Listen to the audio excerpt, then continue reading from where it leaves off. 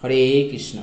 বন্ধুরা, আজ আমরা শ্রীমদ্ভাগবত গীতার কিছু বাণী শ্রবণ করব, যে শ্রবণে ভগবান শ্রীকৃষ্ণের আশীর্বাদ এবং বৈকুণ্ঠ ধাম লাভ করা যায়। আমরা নিজেদের সুখ সুবিধার কথা বিবেচনা না করে কৃষ্ণ ভাবনাময় কর্ম বা শ্রীকৃষ্ণের সেবা করাই হচ্ছে আমাদের সবচেয়ে বড় মহৎ কাজ। কেউ যদি একটু একটু করেও ভগবানের সেবা করতে শুরু করেন, তাতেও কোনো ক্ষতি নেই, এবং ভগবানের এই সেবা যত নগণ্যই হোক না কেন, কোনো অবস্থাতেই তা বিফলে যায় না। এই জড়জাগতিক স্তরে যে কোনো কাজকর্ম যতক্ষণ পর্যন্ত সুসম্পন্ন না হচ্ছে, ততক্ষণ তার কোনো তাৎপর্যই থাকে না। কিন্তু অপ্রাকৃত কর্ম বা ভাগবত সেবা সুসম্পন্ন না হলেও বিফলে যায় না, তার সুফল চিরস্থায়ী হয়ে থাকে। ভগবানের সেবা একবার যে শুরু করেছে, তার আর কোনো বিপদগামী হওয়ার কোনো সম্ভাবনা থাকে না। এক জন্মে যদি তার ভগবত ভক্তি সম্পূর্ণ নাও হয়, তবে তার পরের জন্মে সে সেখানে শেষ করেছিল, সেখান থেকে আবার তিনি শুরু করতে পারেন বা অটোমেটিক শুরু হয়ে যায়। এভাবেই ভগবত ভক্তির ফল চিরস্থায়ী থাকে, ক্রমান্বয়ে জীবকে মায়ামুক্ত করে। শ্রীমদ্ভাগবতে অজামিলের কাহিনীর মাধ্যমে আমরা জানতে পারি, খানিকটা ভগবত ভক্তি সাধন করেও অধঃপতিত হওয়া সত্ত্বেও সে ভগবানের অহেতুক কৃপা লাভ করে উদ্ধার পেয়ে গিয়েছিলেন। তাই এই সম্পর্কে শ্রীমদ্ভাগবতে একটি সুন্দর শ্লোক আছে, তস্তং সধর্মাণং চরণাম্বুজং হরে ভজন্নপক কথঃ পতিত্তত যদি যত্রক্কা বাবাদ্রমম দমুষ্যং কিং কুব্যর্থং অপ্তহ ভজস্তং সধর্মমাতঃ। যদি কেউ তার এই স্বীয় কর্তব্য কর্ম ত্যাগ করে ভগবানের শ্রী চরণাম্বুজের সেবা করেন এবং সেই ভগবত সেবা সম্পূর্ণ না করে অধঃপতিত হয়, তাতে ক্ষতি কি? আর যদি কেউ জড় জাগতিক সমস্ত কর্তব্য কর্ম সুসম্পন্ন করে, তাতে তার কি লাভ? কিংবা যেমন খ্রিস্ট ধর্মীয় বলে থাকেন, কোনো মানুষ সমগ্র পৃথিবী লাভ করেও যদি তার শাশ্বত আত্মাকেই হারিয়ে ফেলে, তবে তার বা কি লাভ? এই জড়দেহের বিনাশের সঙ্গে সঙ্গে সব কর্ম, সব রকম জড়জাগতিক প্রচেষ্টা এবং সেই সমস্ত প্রচেষ্টা লব্ধ ফল সব কিছুরই বিনাশ ঘটে। কিন্তু ভগবানের সেবায় মানুষ যে সব কাজকর্ম করেন, তার ফলে সে আবার আরো ভালোভাবে ভগবানের সেবা করবার সুযোগ পায়। এমনকি দেহের বিনাশ হলেও ভগবানের সেবা কার্য সম্পূর্ণ না করে যদি কেউ দেহত্যাগ করেন, তবে পরজন্মে সে আবার সেই মনুষ্য জন্ম লাভ করেন। সৎ ব্রাহ্মণ অথবা প্রতিপত্তিশালী সম্ভ্রান্ত পরিবারে জন্ম লাভ করে সে আবার তার অসম্পূর্ণ সেই ভগবত ভক্তিকে সম্পূর্ণ করে ভগবানের কাছে ফিরে যাওয়ার সুযোগ পায়। এই কৃষ্ণ ভাবনাময় কর্মে আত্মনিয়োগ করার এই হচ্ছে অতুলনীয় বৈশিষ্ট্য। কৃষ্ণ ভাবনাময় ভক্ত নিঃসংকোচিত্তে বিশ্বাস করেন যে ভক্তি সহকারে ভগবানের সেবা করলে ভগবান তাকে এই জড়জাগতিক বন্ধন মুক্ত করে ভগবত ধামে তার নিজের কাছে নিয়ে যাবেন। এই বিশ্বাসকে বলা হয় ব্যবসায়িকা বুদ্ধি। শ্রী চৈতন্য চরিতামৃতে বলা হয়েছে শ্রদ্ধা। এই শ্রদ্ধা শব্দে বিশ্বাস করে সুদৃঢ় নিশ্চয়, আর কৃষ্ণ ভক্তি কইলে সর্বকর্ম কৃত হয়। বিশ্বাস মানে কোনো সুমহান বিষয়ে অবিচল আস্থা। সাধারণ অবস্থায় মানুষের নানা রকম দায় দায়িত্ব থাকে, তার পরিবারের কাছে, সমাজের কাছে, দেশের কাছে তার কোনো না কোনো রকম কর্তব্য থাকে। এভাবে মনুষ্য সমাজ সকলের কাছ থেকেও কোনো না কোনো রকম কর্তব্য দাবি করে থাকেন। আর মানুষ তার সেই সুপূর্বকৃত ভালো মন্দ কর্মের ফল অনুসারে জীবন অতিবাহিত করতে থাকে। কিন্তু যখন মানুষ ভগবত সেবায় নিজেকে উৎসর্গ করেন, তখন তাকে সৎ কর্ম করে শুভ ফল লাভের প্রত্যাশায়ী হতে হয় না, অথবা অসৎ কর্ম করে তার অশুভ ফল ভোগ করার ভয়ে ভীত হতে হয় না। কারণ ভগবত সেবা হচ্ছে অপ্রাকৃত কর্ম, তা ভালো মন্দ শুভ অশুভ এসব দ্বন্দ্বের অতীত। ভক্তিযোগের সর্বোচ্চ স্তরে উপনীত হলে এই জড় জগতের সঙ্গে আর কোনো সম্পর্ক থাকে না, একেই বলে বৈরাগ্য। ভাগবত ভক্তির বিকাশ হতে থাকলে ভগবানের কৃপার ফলেই একসময় এই স্তরে উপনীত হওয়া যায়। কৃষ্ণ ভাবনায় কোনো ব্যক্তির নিশ্চয়িকা কৃষ্ণ ভক্তির ভিত্তি হচ্ছে জ্ঞান, পরম তত্ত্বজ্ঞান উপলব্ধি করার পরই ভক্ত ভগবানের চরণে নিজেকে সমর্পণ করেন। বাসুদেবাং সর্বমিতিশ্চ মাহাত্মা সুদুর্লভঃ। একজন কৃষ্ণ ভাবনাময় ব্যক্তি দুর্লভ মহাত্মা, এবং তিনি জ্ঞানের মাধ্যমে বুঝতে পারেন বাসুদেব বা শ্রীকৃষ্ণই হচ্ছেন সর্বকারণের মূল, কারণ তিনিই হচ্ছে সমস্ত কিছুর উৎস।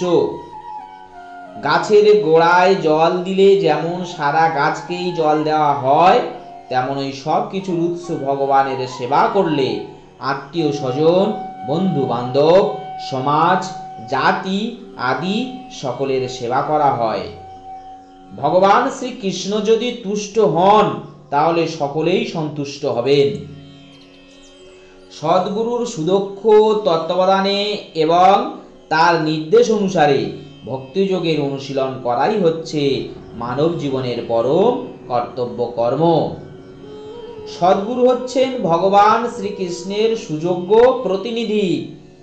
তিনি তার শিষ্যের মনোভাব বুঝতে পারেন এবং সেই অনুযায়ী তিনি তাকে ভগবানের সেবায় নিয়োজিত করেন। তাই সুষ্ঠুভাবে ভক্তিযোগ সাধন করতে হলে ভগবানের প্রতিনিধি গুরুদেবের নির্দেশ শিরোধার্য করে এবং তার আদেশকে জীবনের একমাত্র কর্তব্য বলে মনে করে তা পালন করতে হবে।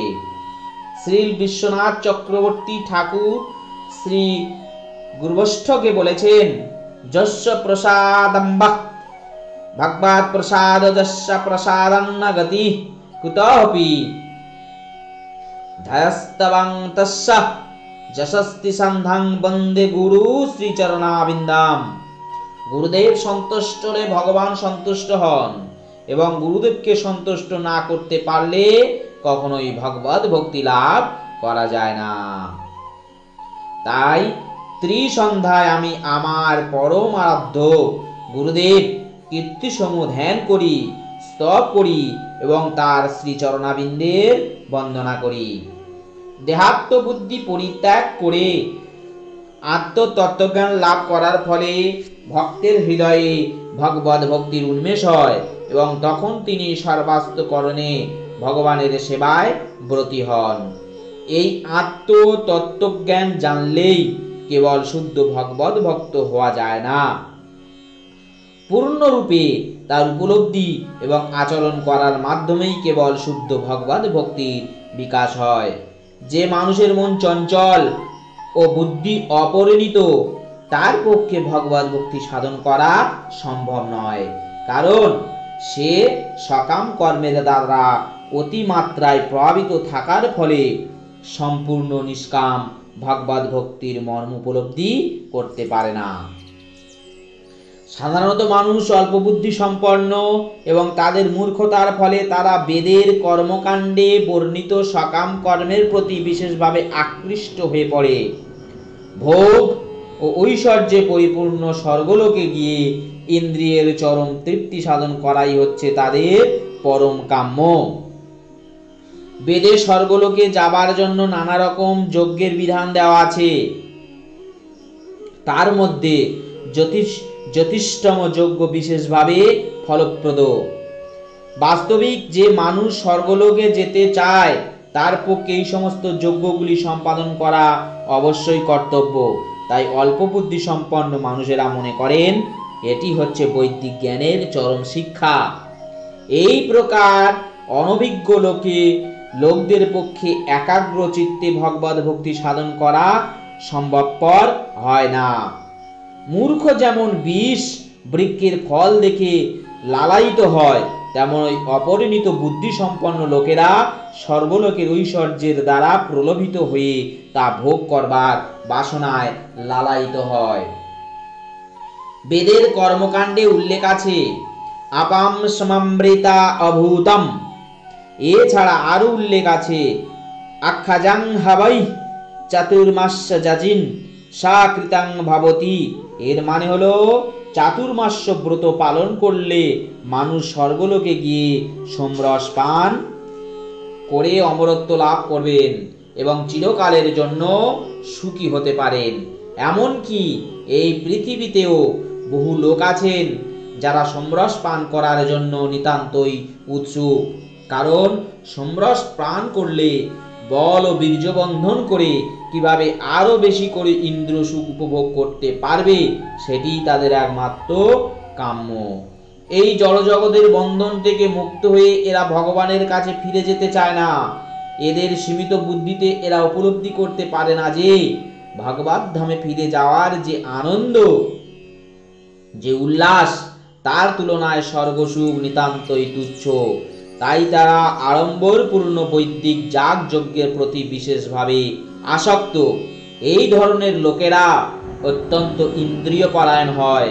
তাই তারা ইন্দ্রিয় সুখের চরম স্তর স্বর্গলোকের অতীত যে আর কিছু থাকতে পারে তা বুঝতে তারা পারে না। মনে করেন যে স্বর্গের নন্দন কাননে সোমরস পান করে অপরূপ রূপসী অপ্সরাদের সঙ্গ করে ইন্দ্রিয় সুখ উপভোগ করাই হচ্ছে পরম প্রাপ্তি। এই প্রকার দৈহিক সুখ নিঃসন্দেহে ইন্দ্রিয়জাত। তাই যারা এই প্রকার জাগতিক অস্থায়ী সুখের প্রতি আসক্ত তারা নিজেদেরকে পার্থিব জগতের প্রভু বলে মনে করেন। চিত্ত যখন একাগ্র হয় তখন তাকে বলা হয় সমাধি। বৈদিক অভিধান নিরন্তিতে বলা হয়েছে সম্যগাধিয়তঃ স্মিনাত্তাতঃ যথাপ্তমা।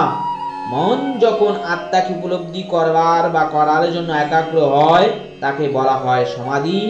যে মানুষ ইন্দ্রিয় সুখ উপলব্ধি করতে উৎসুক এবং যারা অনিত্য এই জড়জগতের দ্বারা মহাচ্ছন্ন তাদের পক্ষে একাগ্র চিত্তে আত্ম উপলব্ধি বা সমাধি লাভ করা অসম্ভব। মায়া তাদের এক গভীরভাবে বেঁধে রেখেছে যে তাদের পক্ষে সেই বন্ধন থেকে মুক্ত হওয়া দুষ্কর। এই জড়া প্রকৃতির তিনটি গুণের প্রভাবে এই জড় জগতের প্রতিটি ক্রিয়ার প্রতিক্রিয়া দেখা যায়। এই প্রতিক্রিয়া বা কর্মফল জীবকে জড় জগতের বন্ধনে আবদ্ধ করে রাখে। বেদ সাধারণত সকাম কর্ম করার শিক্ষা দান করেন, যার ফলে সাধারণ মানুষ এই জড় সুখ উপভোগ ও জড় ইন্দ্রিয়ের তৃপ্তি সাধন স্তর থেকে ক্রমশ অধঃক্ষজ স্তরে উত্তীর্ণ হতে পারে। ভগবান তার প্রিয় সখা ও প্রিয় শিষ্য অর্জুনকে উপদেশ দিয়েছিলেন যে বেদান্ত দর্শনের মর্ম উপলব্ধি করে পরা প্রকৃতির অধিষ্ঠিত হতে। এই বেদান্ত দর্শনের প্রথম প্রশ্ন হচ্ছে ব্রহ্ম জিজ্ঞাসা, অর্থাৎ পরব্রহ্মের অনুসন্ধান করা। এই জড় জগতের প্রতিটি জীবই বেঁচে থাকার জন্য কঠোর সংগ্রাম করছে। এই সমস্ত মায়াবদ্ধ জীবকে উদ্ধার করার জন্য ভগবান সৃষ্টির আদিতে বৈদিক জ্ঞান দান করেছিলেন, যাতে তারা বুঝতে পেরেছিলেন কি রকম জীবন যাপন করলে তারা এই জড়বন্ধন থেকে মুক্ত হতে পারবেন এবং তাদের প্রকৃত আলয় ভগবত ধামে ফিরে যেতে পারবেন। বেদের কর্মকাণ্ড নামক অধ্যায়ে নির্দেশ দেওয়া হয়েছে কিভাবে যাগ যজ্ঞ অনুষ্ঠান করার মাধ্যমে এই জাগতিক কামনা বাসনার তৃপ্তি সাধন করা যায়। এভাবে ইন্দ্রিয় তৃপ্তিজনিত নানা রকম সুখ ভোগ করার পর জীব যখন বুঝতে পারেন যে এই জড়জগতের সমস্ত সুখই অনিত্য ও নিরর্থক, তখন তার মন পারমার্থিক তত্ত্ব অনুসন্ধানে উদ্গ্রীব হয়ে ওঠে। তাই বেদে কর্মকাণ্ডের উপর উপনিষদে ভগবত তত্ত্ব সম্বন্ধে নির্দেশ দেওয়া হয়েছে। বিভিন্ন উপনিষদগুলি হচ্ছে বিভিন্ন বেদের মর্মার্থ। যেমন গীতা উপনিষদ বা ভগবদ গীতা হচ্ছে পঞ্চম বেদ, মহাভারতের সারাংশ। এই উপনিষদগুলির মাধ্যমে মানুষের পারমার্থিক জীবন শুরু হয়।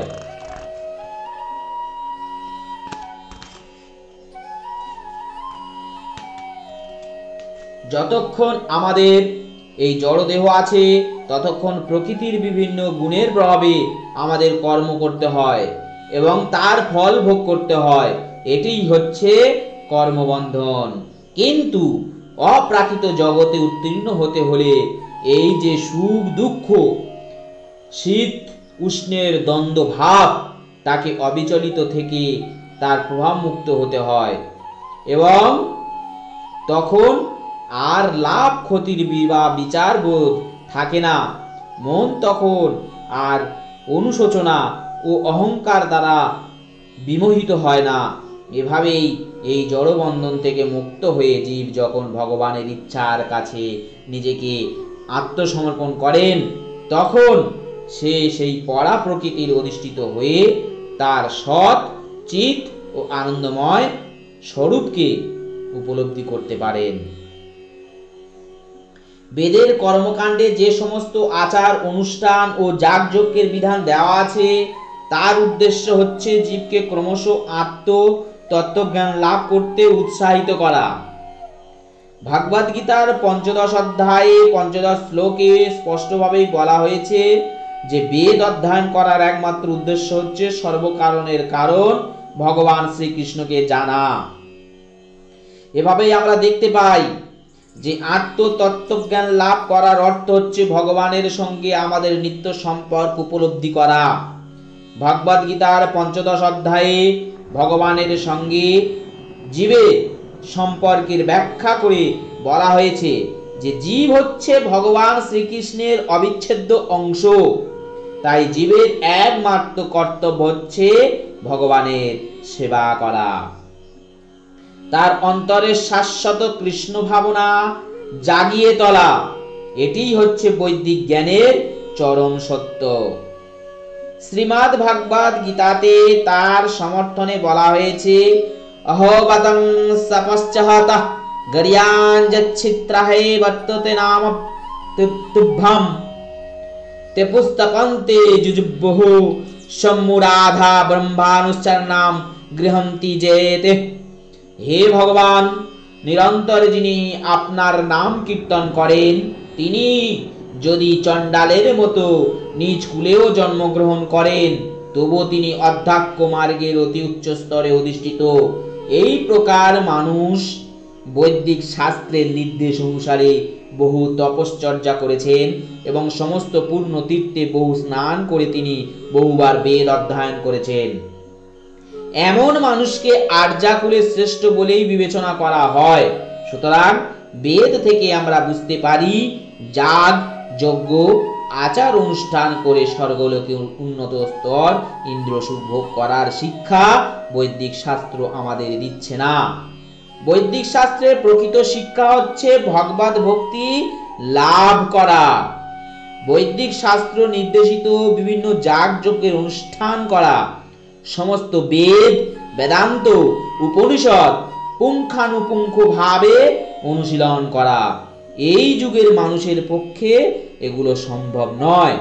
এই সমস্ত করার জন্য যে শক্তি, জ্ঞান, ঐশ্বর্য ও নিষ্ঠার প্রয়োজন তা এই যুগের মানুষের নেই। তাই শ্রী চৈতন্য মহাপ্রভু এই কলিযুগের অধঃপতিত মানুষদের উদ্ধার করার জন্য ভগবানের দিব্য নামের সংকীর্তন করার পথ প্রদর্শন করে গেছেন। মহাপণ্ডিত প্রকাশানন্দ সরস্বতী যখন শ্রী চৈতন্য মহাপ্রভুকে জিজ্ঞাসা করেছিলেন, যদিও তাকে সাক্ষাৎ নারায়ণ বলে মনে হয়, তবু বেদান্ত দর্শন পাঠ না করে তিনি কেন ভাবুকের মতো ভগবানের নাম কীর্তন করেছেন, এর উত্তরে শ্রী চৈতন্য মহাপ্রভু বলেছিলেন যে তার গুরুদেব বুঝতে পারেন যে তিনি অত্যন্ত মূর্খ, তাই তিনি শাসন করে উপদেশ দিয়েছিলেন যে বেদান্ত শাস্ত্র অধ্যয়নে তার অধিকার নেই। এই বলে তিনি তাকে কৃষ্ণ মন্ত্র জপ করবার নির্দেশ দিয়েছিলেন। এই নাম জপ করতে করতে তিনি ভগবত ভক্তির ভাবে উন্মাদ হয়ে উঠেছিলেন। এই কলিযুগে অধিকাংশ মানুষ মূর্খ, বেদান্ত দর্শন বোঝার মতো ক্ষমতা তাদের নেই। তাই ভগবান বেদান্ত দর্শনের সারমর্ম ভগবত ভক্তির বার্তা বহন করে এনে এই ভক্তি লাভ করবার পথ প্রদর্শন করে গিয়েছিলেন। নিষ্কালুষ চিত্তে নিরাপরাধে ভগবানের নাম জপ করবার মাধ্যমে এই জড়বন্ধন থেকে মুক্ত হবার আশীর্বাদ দিয়ে গিয়েছিলেন। বৈদিক জ্ঞানের শেষ কথা হচ্ছে বেদান্ত। ভগবান শ্রীকৃষ্ণ এই বেদান্ত দর্শনের প্রবক্তা। যে মহাত্মা নিরন্তর ভগবান শ্রীকৃষ্ণের নাম কীর্তন করেন, অসীম আনন্দ উপভোগ করেন, তিনিই হচ্ছে প্রকৃত বেদান্ত তত্ত্ববেত্তা। কারণ সেটি হচ্ছে বৈদিক অতীন্দ্রিয় তত্ত্বের চরম উদ্দেশ্য। তাই সেই নাম কীর্তন হচ্ছে হরে কৃষ্ণ কৃষ্ণ কৃষ্ণ হরে হরে, হরে রাম রাম রাম হরে হরে। জয় শ্রীকৃষ্ণ।